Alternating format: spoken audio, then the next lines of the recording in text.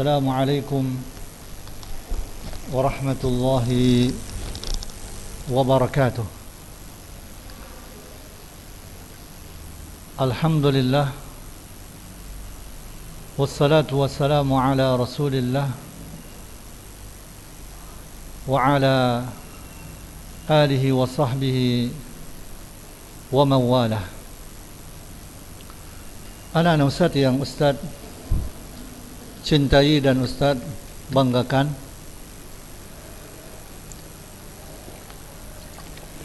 segala puji bagi Allah Subhanahu wa taala atas seluruh nikmat dan karunia-Nya yang masih Ia berikan kepada kita. Salawat dan salam kepada Rasulullah sallallahu alaihi wasallam dan seluruh para sahabatnya serta para pengikutnya sekalian. Anak-anak Ustaz yang Ustaz cintai dan Ustaz banggakan, pada pagi hari ini kita akan melanjutkan pelajaran kita mengenai bab mirasi ahlil milali, bab mengenai warisan ahlil milal, yaitu para pemeluk agama.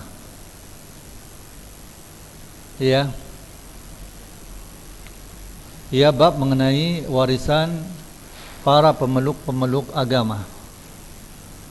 La yarithul muslimul kafira illa bil wala walal kafirul muslima illa bil wala. Seorang muslim itu tidak dapat mewarisi harta warisan orang kafir kecuali dengan wala, yaitu dengan dia membebaskan orang kafir tersebut dari perbudakan. Dan juga orang kafir tidak dapat mewarisi harta warisan yang ditinggalkan seorang muslim kecuali dengan wala, yaitu dengan dia membebaskan seorang muslim tersebut dari perbudakan. Perbedaan agama ini adalah di dalam masalah perbedaan di dalam agamanya. Apabila orang yang mewarisi itu berada dalam satu agama, orang yang diwarisi itu adalah orang yang berada di satu agama, sedangkan orang yang mewarisi itu berada pada agama yang berbeda dengannya, maka pada saat itu mereka tidak bisa saling mewarisi. Dikarenakan apabila berbeda di dalam agamanya, maka tidak ada saling tolong menolong di antara keduanya, dan juga tidak ada saling waris dan mewarisi di antara keduanya. Seperti orang Yahudi, dia tidak bisa mewarisi dari seorang Nasrani. Seorang Nasrani dia tidak bisa mewarisi harta warisan dari penyembah berhala, dan seorang penyembah berhala itu tidak bisa mewarisi harta warisan ahlul kitab. Nah, kekufuran itu adalah menurut pendapat yang sahih, pendapat yang benar, bahwasannya agama mereka itu bermacam ragam.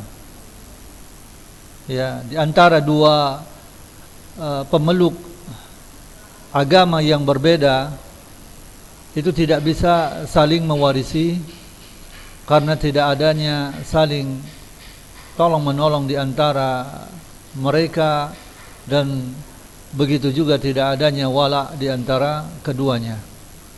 Allah Subhanahu wa taala menyebutkan wa ulul arhami ba'duhum aula bi ba'din, ya, bahwa kerabat yang serahim di antara mereka itu lebih berhak dengan sebagian lainnya, ya. Dan wahada laisa fihi muwalah, ya, yang mana di sini sebenarnya tidak ada, ya, muwalah, ya, al-muwalah, karena perbedaan dari sisi agama. Maka seorang muslim dia tidak bisa mewarisi harta orang kafir, dan orang kafir itu tidak bisa mewarisi harta, ya, harta peninggalan seorang muslim karena berbedanya agama yang mereka anut. Karena Nabi SAW bersabda, la yarithul muslimul kafira walal kafiru al muslima. Ya, seorang muslim itu tidak bisa mewarisi harta warisan orang kafir, dan orang kafir itu tidak bisa mewarisi, ya, harta peninggalan seorang muslim, kecuali dengan membebaskan budak, ya, kecuali dengan membebaskan budak. Jadi apabila seorang kafir dia membebaskan seorang muslim dari perbudakan, ya, dan dia mati, ya, ya, wa matal muslim, dan dia mati dalam keadaan muslim, maka, ya, maka orang yang kafir itu, ya, dia bisa mewarisinya. Ya, ini adalah dengan keumuman sabda Nabi sallallahu alaihi wasallam, al-wala'u liman a'taqa, ya, bahwasanya al-wala' itu adalah bagi orang yang membebaskan dari perbudakan. Ya, anak-anak Ustaz yang Ustaz cintai, akan tetapi menurut pendapat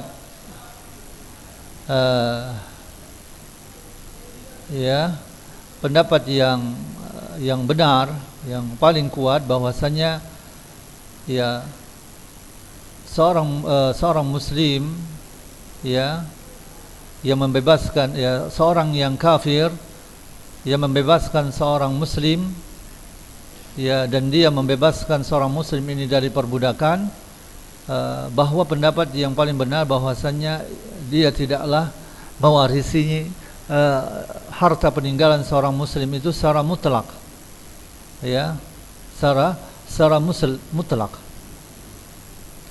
Dan ini adalah berdasarkan hadis Usama bin Zaid radhiyallahu an di dalam as-sahihain, la yarithul kafiru al-muslima wal muslimu al-kafira. Orang yang kafir itu tidak bisa mewarisi harta peninggalan seorang muslim, dan seorang muslim itu tidak bisa mewarisi harta peninggalan orang kafir.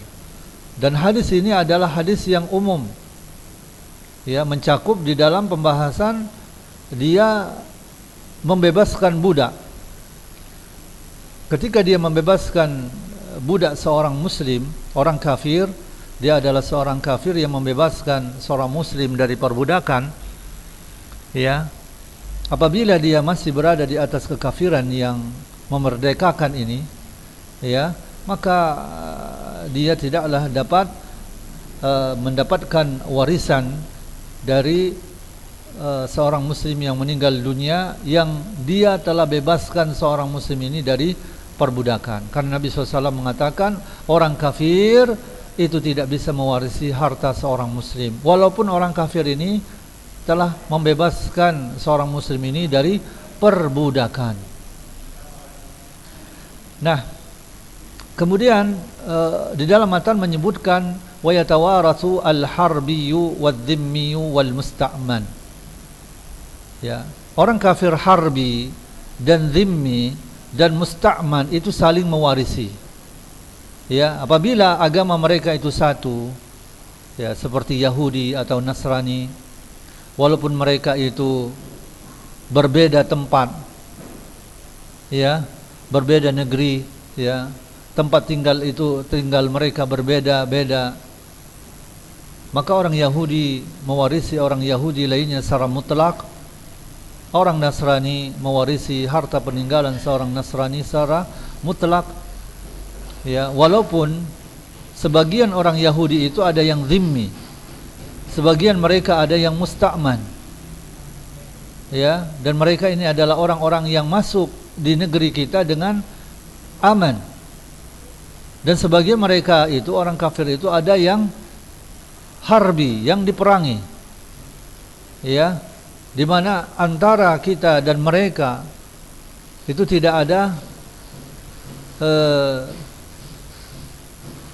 kesepakatan, ya, perdamaian di antara mereka.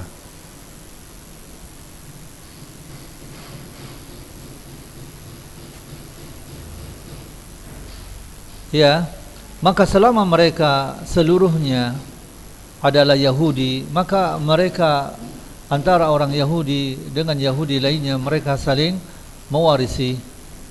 Ya, selama mereka seluruhnya adalah orang Nasrani, maka mereka saling mewarisi di antara mereka, di antara orang-orang Nasrani. Walaupun berbeda, ya, tempat tinggal mereka, akan tetapi mereka telah dikumpulkan di atas agama mereka. Nah, ahlul zimmah yaitu bermacam ragam. Di antara mereka ada Yahudi, ada Nasrani, ada Majusi. Dan apabila mereka berada di atas satu agama, ya, seperti Yahudi, maka sebagian mereka dengan sebagian lainnya itu saling mewarisi. Atau orang Nasrani, sebagian mereka dengan sebagian lainnya itu mereka saling mewarisi. Atau orang Majusi, sebagian mereka dengan sebagian lainnya mereka saling mewarisi di antara mereka. Adapun jika berbeda agama mereka, maka mereka tidaklah saling mewarisi. Ya, walaupun mereka seluruhnya adalah ahlul zimmah. Ya, walaupun seluruhnya mereka adalah ahlul zimmah.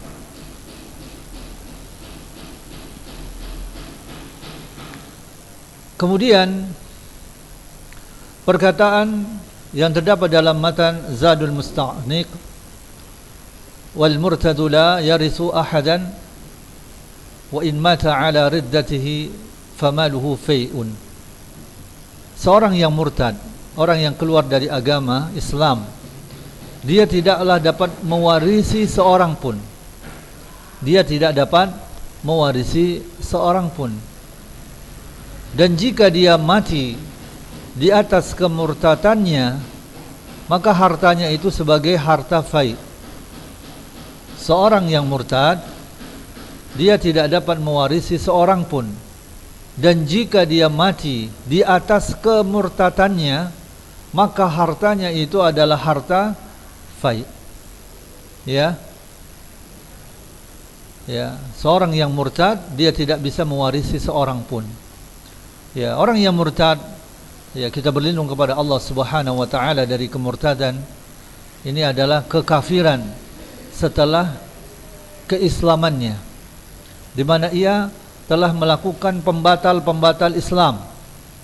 Ya, karena pada dasarnya dia seorang muslim, kemudian dia melakukan salah satu dari pembatal keislaman, maka dia pun menjadi murtad dan mati di atas kemurtadan, atau dia dibunuh, ya, dihukum mati, ya, sebagai seorang yang murtad. Maka keadaan dia ini, seorang pun itu tidak ada yang mewarisi dia. Ya.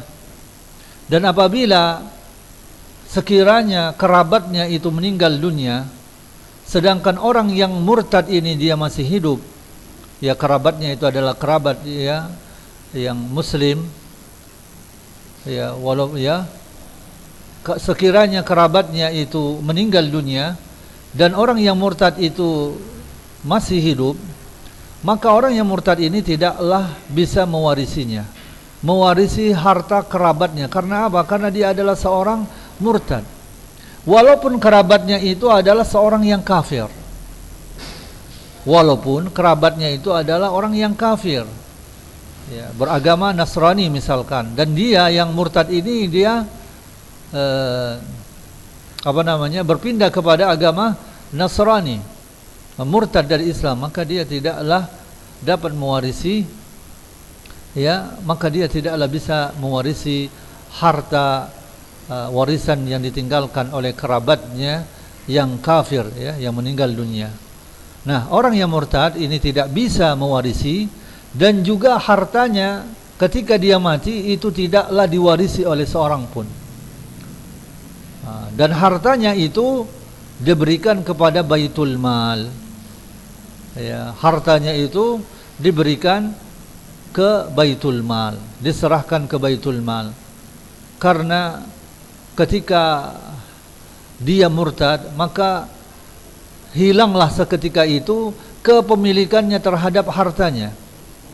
Namun apabila dia bertaubat, dia kembali kepada Islam, ya, maka hartanya itu kembali kepadanya. Namun apabila dia mati di atas kemurtadannya, maka hartanya itu, ya, hartanya itu terlepas dari kepemilikannya. Jadi tidak ada hak kepemilikan baginya, karena dia bukanlah pemilik dari hartanya itu.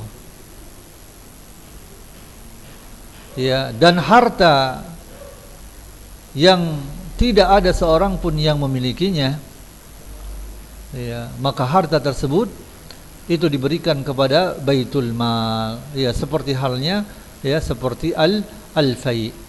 Adapun kalau sekiranya dia orang yang murtad ini bertaubat kembali kepada Islam, maka hartanya itu dikembalikan kepadanya. Dan ketika dia meninggal, ya, maka hartanya itu dapat diwarisi oleh kerabat-kerabatnya yang muslim. Dan, ya, wa yarithu aqaribuhul muslimun, dan kerabat-kerabatnya yang muslim itu mewarisinya. Ya.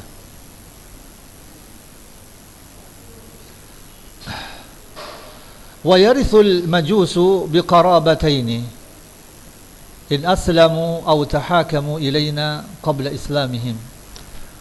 Orang Majusi mewarisi dengan dua kekerabatan.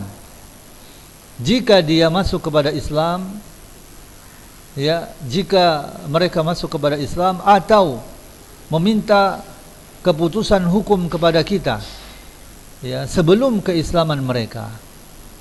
Ya, orang Majusi mewarisi dengan dua kekerabatan. Jika dia masuk kepada Islam atau, ya, dia meminta keputusan hukum kepada kita sebelum keislaman mereka. Nah, penjelasan dari perkataan matan ini adalah bahwasanya orang Majusi itu adalah satu kelompok manusia yang mereka menyembah api, ya, dan mereka membuat bangunan untuknya, ya, mereka menyalakan api tersebut dan mereka menyembah api tersebut selain Allah Subhanahu wa taala. Dan disebutkan di dalam satu pendapat bahwasanya orang Majusi mereka memiliki kitab, kemudian kitab tersebut diangkat dari mereka. Oleh karenanya, ya, diambil jizyah dari mereka sebagaimana diambil jizyah dari orang Yahudi, Nasrani, dari kalangan ahlul kitab. Karena pada mereka terdapat syubhah, yaitu mereka memiliki kitab, maka diambil jizyah dari mereka. Dan di antara pendapat, ya, dan di antara pendapat mazhab Majusi yang buruk, ya, mazhab, ya, pendapat ajaran orang Majusi yang buruk, yang kotor, yaitu pendapat mereka, mazhab mereka, di mana mereka menikahi mahram-mahram mereka, ya, mereka menikahi mahram-mahram mereka, seperti menikahi anak perempuannya, menikahi saudari perempuannya. Ini menurut orang Majusi ini boleh, ya, sekiranya seorang laki-laki menikahi di antara mereka, ya, menikah dengan anak perempuannya, lalu kemudian terlahirlah anak dan meninggal anaknya tersebut, ya, meninggal anak tersebut, ya, seorang laki-laki, ya, seorang bapak menikahi anak perempuannya, lalu kemudian lahirlah seorang anak dan meninggal anak tersebut, maka ibunya, ya, dia memiliki dua kekerabatan yang dinisbatkan kepadanya. Kekerabatan bagi anak tersebut bahwasanya dia adalah ibunya, dan kekerabatan bahwasanya dia adalah saudari perempuannya, ya. Maka keadaan ibunya itu dia adalah ibu bagi si mayit ini dan juga saudari perempuan baginya, ya, maka dia mewarisi dua kekerabatan. Dan jika dia tidaklah masuk kepada Islam, akan tetapi mereka mengangkat, ya, hukumnya kepada kita, maka kita menghukumi mereka warisan dengan dua kekerabatan, ya, dua kekerabatan yang sebagaimana yang telah Ustaz sebutkan di dalam contoh ini, yang sebagaimana yang telah disyarahkan oleh Syekh. Wa kadza hukmul muslimi yata'u dzata rahimin muharramin minhu bisyubhah wa la yurathu bi'aqdin la yuqarru alaihi law aslama. Dan begitu juga hukum, ya, hukum bagi seorang muslim yang mana dia berhubungan, ya, ya, berjima dengan mahramnya yang diharamkan karena adanya syubhat, dan tidaklah ia diwarisi dengan satu akad, dan tidaklah diakui atasnya lau aslama, sekiranya dia masuk kepada Islam. Ya, penjelasan dari perkataan ini adalah, dan begitulah hukum bagi seorang muslim yang berhubungan, ya, intim dengan mahramnya yang diharamkan, ya, karena adanya syubhat, ya, yaitu seorang muslim apabila dia berhubungan intim dengan seorang wanita yang dia itu adalah mahramnya karena adanya syubhat, yaitu seperti seorang laki-laki ini berhubungan intim dengan mahramnya di tempat yang gelap, ya, yang mana dia itu menyangka bahwasanya ala annaha zaujatuhu, dia mengira bahwasanya dia itu adalah istrinya, ya, kemudian terlahirlah anak darinya, maka dia mewarisi dengan dua kekerabatan karena, ya, adanya penetapan nasab yang demikian itu, ya, adanya penetapan nasab baginya, ya.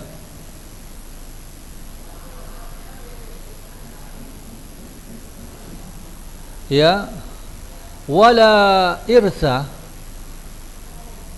binikahi dzati rahimin muharramin, dan tidak ada warisan dengan menikahi mahram yang diharamkan oleh Allah Subhanahu wa taala. Adapun jika seorang muslim dia melakukan akad nikah dengan seorang wanita yang mahramnya, maka tidak ada warisan dengan bentuk akad ini. Sebagaimana apabila seorang itu menikahi mahramnya yang diharamkan atasnya, karena ini adalah merupakan akad yang batil, ya, yang tak berlaku hukum, ya, hukum yang telah disebutkan sebelumnya, yaitu mewarisi dengan dua kerabat, karena tidaklah ditetapkan nasab padanya, karena hubungan intim yang seperti itu adalah hubungan intim secara zina, dan zina itu tidaklah dapat menetapkan nasab padanya, dan tidaklah ia diwarisi dengan akad yang tidaklah diakui atasnya jika dia aslama, ya. Seorang kafir, ya, jika dia masuk kepada Islam, aslama, seorang kafir itu tidaklah mewarisi dengan akad orang kafir, ya, yang tidak diakui atasnya sekiranya dia masuk kepada Islam, karena kita menetapkan hukum kepadanya itu dengan syariat kita, sebagaimana Allah Ta'ala berfirman, wa in hakamta fahkum bainahum bil qisti, dan apabila engkau menetapkan hukum, maka tetapkanlah hukum di antara mereka itu dengan keadilan. Contohnya, sekiranya seseorang menikahi kerabatnya atau menikahi seorang wanita yang masih berada di masa iddahnya, atau menikahi seorang wanita yang ditalak dengan talak 3 sebelum wanita ini menikahi laki-laki yang lain, maka, ya, akad yang seperti ini dalam pandang kami adalah akad yang batil, ya. Maka tidaklah memberikan pengaruh, ya, pada hukum, karena akad yang mereka lakukan itu adalah akad yang batil, ya, akad yang batil. Ya, anak-anak Ustaz yang Ustaz cintai, jadi inilah pembahasan kita, ya, mengenai pembahasan ya, warisan untuk para ahli milal, ya, para penganut agama, ya, agama yang berbeda antara satu dengan yang lainnya. Nah, mungkin cukup di sini saja penjelasan Ustaz di dalam pembahasan ini, ya. Semoga Allah Subhanahu wa taala memberikan pemahaman kepada kita semuanya di dalam permasalahan ini, ya. Lebih dan kurang Ustaz mohon maaf. Bila ada kebaikannya itu datangnya dari Allah Subhanahu wa taala, dan bila ada keburukannya itu datangnya dari diri Ustaz sendiri. Sallallahu ala nabiyyina Muhammad wa ala alihi wa sahbihi wasallam. Wassalamu alaikum warahmatullahi wabarakatuh.